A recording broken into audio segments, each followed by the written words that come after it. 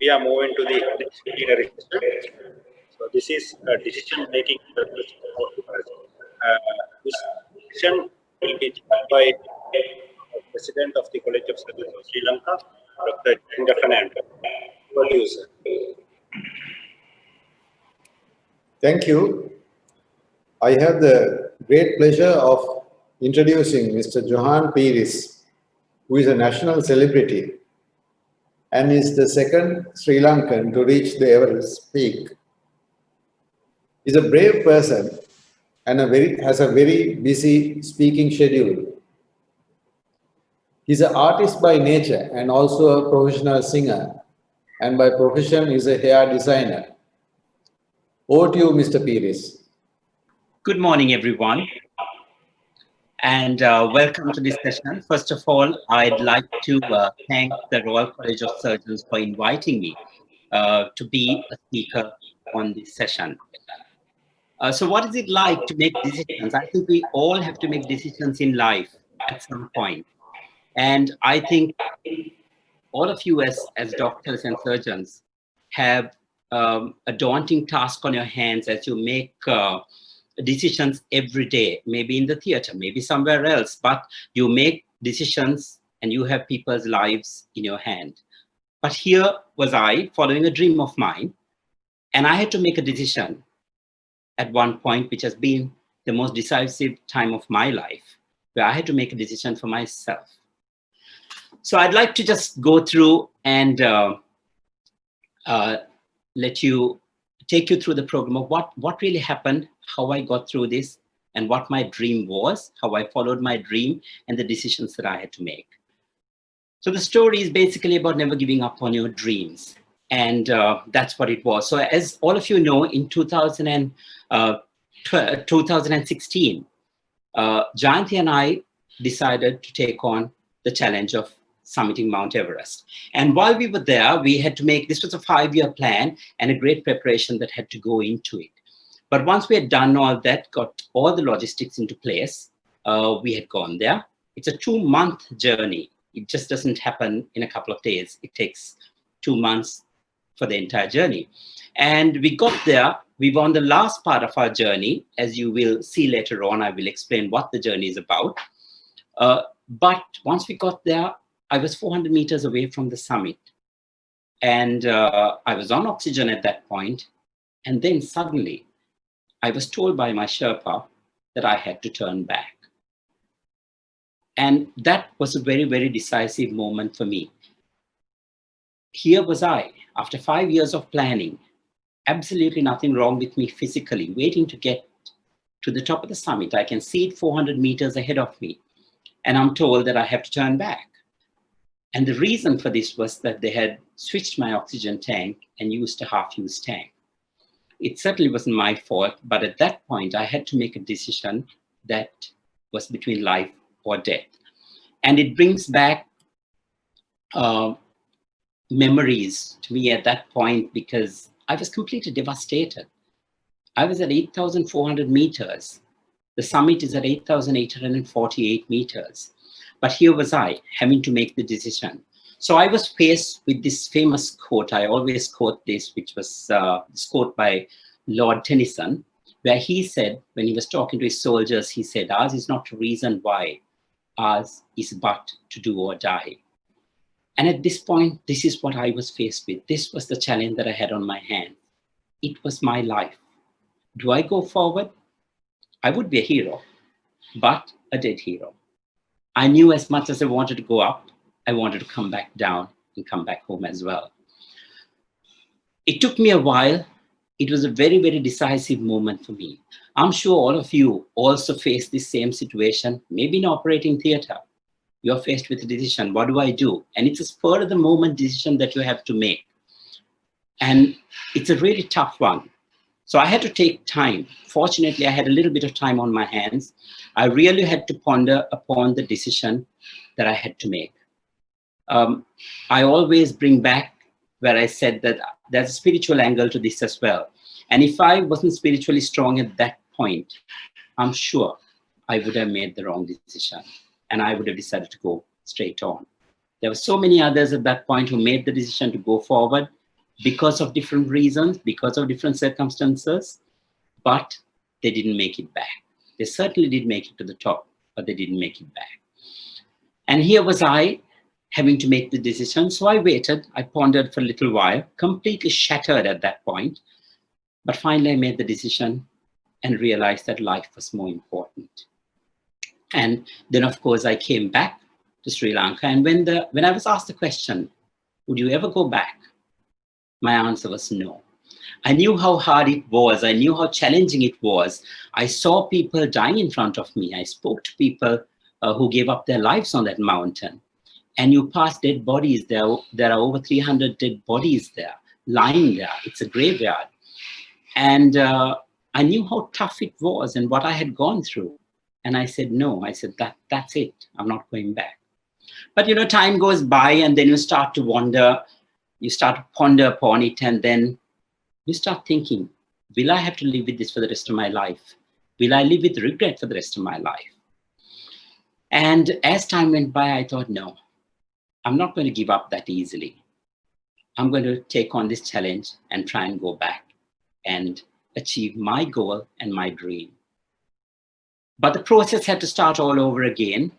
I had a situation at that time, I had frostbite, so it took me 2 years to actually get back, because medically I was told by the doctors that I wasn't fit enough to go back, that I had to completely heal before I even decided to go back. So it wasn't 2017, it was 2018. But the preparation started long before that, and I had to start this whole process all over again. Training, as you would see on your screen, had to start all over again. Sacrifices that I made during my training. Financially, being able to go back as well, raising the funds that was needed for this journey. It's a very, very expensive journey to go to the top of Mount Everest. And I started that whole process again. Fortunately, I had a whole team behind me of friends and family who really dedicated themselves to support me in this journey of going back and taking on this daunting task. Of course, once I went back in 2018, the process started all over again. Here you see a picture of my team, the two leaders who were going with me, the manager of the base camp, and of course the Western guides who also go with you. You also have the Sherpas who take you up there. But just the thought of getting back there, going through this whole process all over again, once again, itself was a challenge for me. But I did take on. I kept pushing on because I knew I had prepared myself mentally and physically. I knew my shortcomings. I decided to learn from the times before where I had to improve myself, the shortcomings that I had from the years before.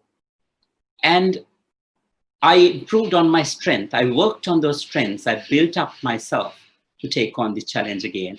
And here I was at this point. People ask us a lot of the times, why do we do this, knowing that there's a chance that you're not coming back? You know, we even wrote our will before we left. And people say, why do you take on this? And I look at these pictures that I'm just going through now, and I think this is why we do this. The beauty of nature, which cannot be captured by pictures or by looking at a film. When you're there, when you're right in the midst of it, it is completely different. You become a part of it, a part of nature, or what creation is all about. And that's what this is all about. Another beautiful picture of the dawn, right on the mountains there with snowfall. It's just unbelievable, you know, the experiences that you have there. Just to take you through what the whole journey is about, because everybody keeps telling us, why do you take so long? Why 2 months? It takes us, we first get to Kathmandu. There are two ways of doing this. We first get to Kathmandu, and then from there to a place called Lukla. And from Lukla, our journey starts off to base camp. It basically takes 2 weeks to get to base camp. And of course, once you get to base camp, then your journey is completely different. It takes another 6 weeks from there onwards to get to the top of the mountain. So it's not a linear journey up the mountain. I'm going to quickly take you through this process just so that you would understand. And I think all of you as doctors, you would understand what it does physically to your body and scientifically how this needs to be done. So here we are. As we go from base camp, we start off. Our first journey and our first challenge is to go through the Khumbu ice fall, which is one of the most dangerous parts of this whole journey. And you get to Camp 1. And once you've got to Camp 1, you spend a couple of nights there, and then you have to come all the way back down to base camp again. That's your first part of the journey. You start it all over again, and then again from base camp all the way to Camp 1, a couple of nights there, then to Camp 2, a couple of nights there, and back again all the way to base camp. That's not it. You start all over again, back again from base camp, start off through the Khumbu ice fall, Camp 1, a couple of nights there, to Camp 2, and then you have to push to Camp 3. So this journey to Camp 3 is really daunting because there's a 90-degree ice wall of about 6 hours that you have to climb. And then once you get there, you spend a night there, back to Camp 2, spend a couple of nights, and then all the way back down to base camp. So what it does is, by going up, it's called a acclimatization process, where your body adjusts to the different levels of oxygen in the atmosphere. And it increases the red blood cells in your body so that you're able to take more oxygen into your system, and you're able to do this. So even the most experienced climbers have to go through this process.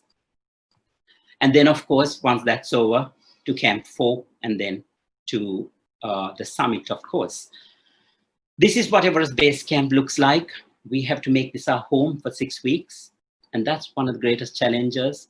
Very little space. The tents that you have are really small. This is what it is. Every day when you wake up in the morning, your tent is covered with snow. You clear your way through. Temperatures run to go down to -20 at base camp. And then as you go on up, as you move up to the top of the mountain, it increases and goes up to -60, which is on the summit. The inside of your tent, it's small, just enough to get yourself in on your knees. But that's what you've got to get used to and adjust and adapt to your situations and to your surroundings around you. One of the very important people in this whole event or this whole expedition is your Sherpa, who would finally accompany you to the summit. And they are your lifeline on the mountain. So we have a lot of regard for them, because without them, this journey would not be possible. And this was my Sherpa, who was Mingma. He was my Sherpa who was going to guide me to the top of the mountain. And I would put my life in his hands, because he had been there 8 times already to the summit. And I knew that he was experienced and that he knew enough. He knew everything that he needed to know, and that I was able to trust myself in his hands. Of course, once we get to base camp, the whole process starts all over again. This is a part of my training.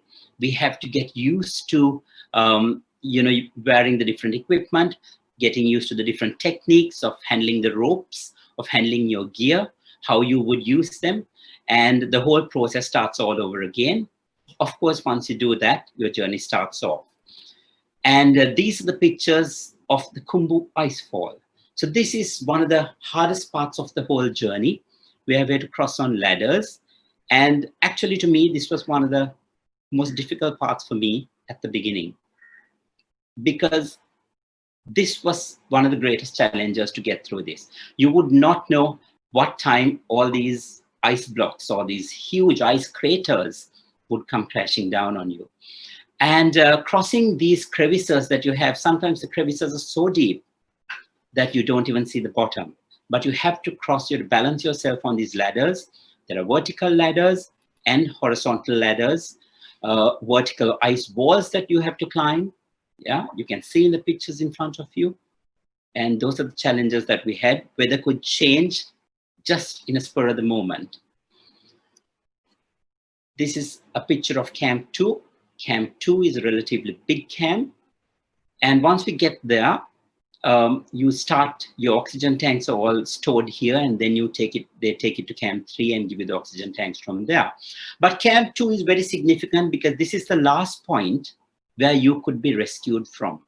Because helicopters can't go beyond Camp 2, as the ice is too thin. So once you leave Camp 2, it is your responsibility to bring yourself back to be even airlifted from Camp 2.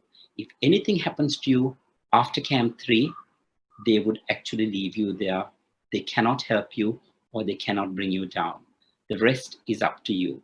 Your life is in your hands. And as this is very relevant, this is what happened to me the first time, my oxygen tanks. This is where they store the oxygen tanks. And this is the journey to Camp 3.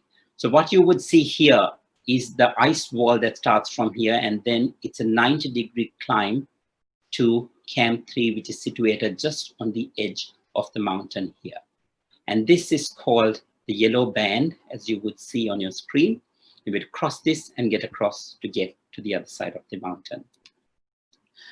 Once we get to Camp 3, of course, you start on your oxygen, you sleep the night with oxygen because you're preparing your body to take on the challenge of going to Camp 4, and then from there to Camp 5, and then to the summit, of course. These are the views that you see from Camp 3. As you see, it's on the edge, and what you see across there, the mountains across here, is China. And this is one of the other reasons we do this. The beautiful views, and what you would see from there, the experiences that you had, is something that you really find difficult to put into words or into images. Once you leave Camp 3 at 5 in the morning, you get to Camp 4 by about 1 o'clock in the afternoon. Now, Camp 4 is called the dead zone. And the reason it's called the dead zone is because there's only 20% of oxygen in the atmosphere there. And you have to be on oxygen right throughout. And even though you're on oxygen, you're breathing ambient air from outside, and your body starts shutting down. Your organs slowly start shutting down. So you feel this in your body. You feel everything slowing down. It's really hard to, you lose your appetite because your digestive system completely stops functioning. It's hard to even open a bottle of water and drink a sip of water, but you have to keep hydrating yourself and get this in. And then, of course, you leave Camp 4 in the night at 9 o'clock. So you have a few hours to rest. You can't spend too much of time here. And climb to the summit starts off in the night from Camp 4. And from Camp 4 to the summit, it is about a 10-hour journey to the summit. And you have to climb through the whole night. It's cold, it's windy, it's daunting, but that is what it is. And most of the journey is 70 to 90 degrees on the rock and on ice face. And of course, then you come to the South Summit. And just to show you this picture, this is where I had to turn back the first time. 400 meters short. And as you would see in the picture, I can see the summit in front of me. And this is where I was told I had to turn back. So you would understand how difficult that decision was. But I never regret it. To date, I say I am glad I made that decision. And the arrow that you would see pointing is me the second time on the final ascent to the summit. This is another view of the final summit, the peak in sight. You can see the sun rising from one side, and actually it's still dark on the other side. And finally, of course, on the 22nd of May 2018, I was able to stand on top of the world. And one of the most significant things that happened that day was how clear that day was. It was one of the best days they had had in 12 years. And I was so fortunate, and I realized that there was a reason for me not going the time before. This was my time. This was my day to stand up here on top of the world. And when I got there, was something that I really saw put things into perspective. I saw this curve. I saw a line, the horizon, and the line was not straight. And I suddenly realized I was seeing the curve of the earth. And then I realized, my God, I'm standing on top of the world, in the highest point of the world. And of course, 20 minutes on the summit, you take your pictures. I proudly took my Sri Lankan flag out, took the pictures, and then of course, headed back down towards the bottom of the mountain. These are just some of the images that you would see. And this is a panoramic view, which is one of the final pictures from the summit. You would see the curve in the background if you watch very carefully. Yeah. And the heavy breathing, of course.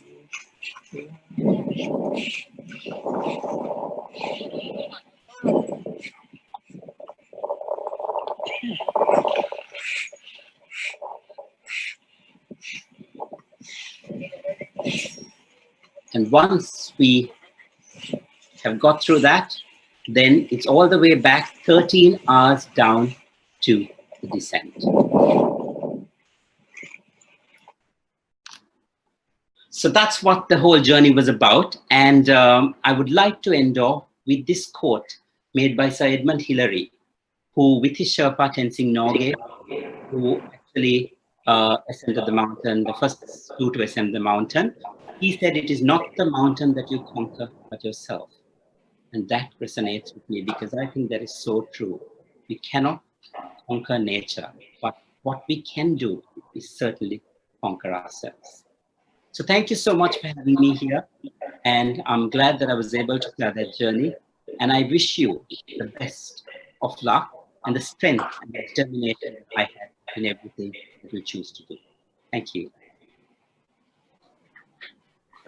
Johann, that was a very inspiring talk, and I'm sure my colleagues, the surgeons of this country and also the wider world would be have a lot of lessons to learn from your experience. And we have a lot of questions which we will forward to you at some time in the future. So thank you very much for taking your time and joining us. All the very best to you in your future endeavors. Bye.